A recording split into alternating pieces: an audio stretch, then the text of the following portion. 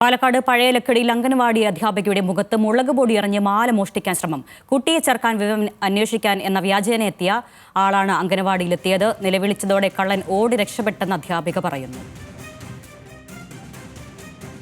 സംഭവം ഉച്ചയ്ക്ക് 1:30 ആവണു. അപ്പോൾ അയാൾ കുട്ടികളെ ചേർത്ത്, ഞാനിവിടെ വാടകയ്ക്ക് താമസിക്കുകയാണ്. എനിക്ക് എൻ്റെ ഒരു അംഗനവാടി പഠിക്കുന്ന കുട്ടിയുണ്ട്.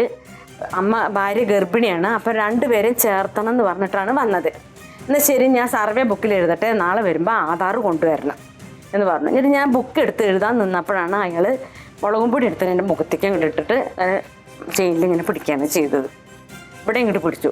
അപ്പോൾ ഞാൻ ഈ 2 ഭാഗവും പിടിച്ചു. അപ്പോൾ അയാൾക്ക് അങ്ങനെ അങ്ങോട്ട് പൊട്ടിച്ച് എടുത്ത് ഓടാൻ പറ്റിയില്ല. പിന്നെ ഞാൻ കള്ളെന്ന് പറഞ്ഞ് ഉറക്കെ പറഞ്ഞപ്പോൾ ഈ പരിസരത്തുള്ളവരൊക്കെ കൂടി അയാൾ അങ്ങനെ ഓടിപ്പോയി. സംഭവം പാലക്കാട് നിന്ന് അജിത്ത് ബാബുണ്ട്. അജിത്ത്, എപ്പോഴാണ് ഈ കവർച്ചാ ശ്രമം ഉണ്ടായത്? ഈ കള്ളൻ എത്തിയ സമയത്ത് കുട്ടികൾ ഉണ്ടായിരുന്നോ അംഗനവാടിയിൽ?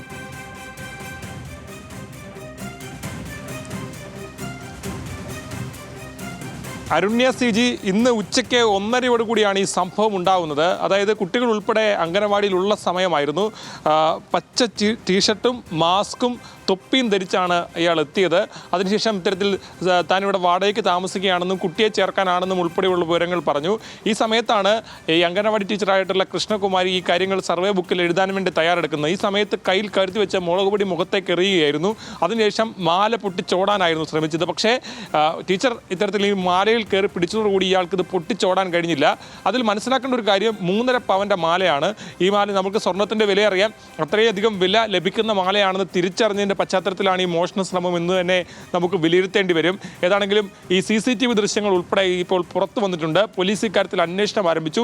ഈ കുട്ടികളും ടീച്ചറും ഒച്ചയുണ്ടാക്കിയതോടുകൂടിയാണ്, ബഹളം വെച്ചതോടുകൂടിയാണ് അയൽവാസികൾ ഓടി വരികയും ഇയാൾ ഓടി രക്ഷപ്പെടുകയും ചെയ്തിട്ടുള്ളത്. പോലീസ് ഇയാളെ കണ്ടെത്താനുള്ള അന്വേഷണം നടക്കുകയാണ്. ഏതാണെങ്കിലും നമ്മുടെ അംഗനവാടിയിലെത്തിയ ഒരു ടീച്ചറുടെ കഴുത്തിൽ നിന്ന് മാല മോഷ്ടിക്കാൻ ശ്രമം നടന്നിരിക്കുന്നു. അത് ചെറിയ കാര്യമല്ല. കേരളത്തിൽ അത്തരത്തിലുള്ള സംഭവങ്ങൾ നടക്കുമ്പോൾ സ്വാഭാവികമായും വലിയ ഗൗരവത്തോടു കൂടി ഇതിനോടകം തന്നെ ഈ വിഷയം സാമൂഹ്യ മാധ്യമങ്ങൾ ഉൾപ്പെടെ ചർച്ചയാകുകയും ചെയ്തിട്ടുണ്ട്. അരുണ്യ CG. ശരി, പാലക്കാട് നിന്ന് അജിത് ബാബുവാണ് വാർത്തയുടെ വിശദാംശങ്ങൾ നൽകി.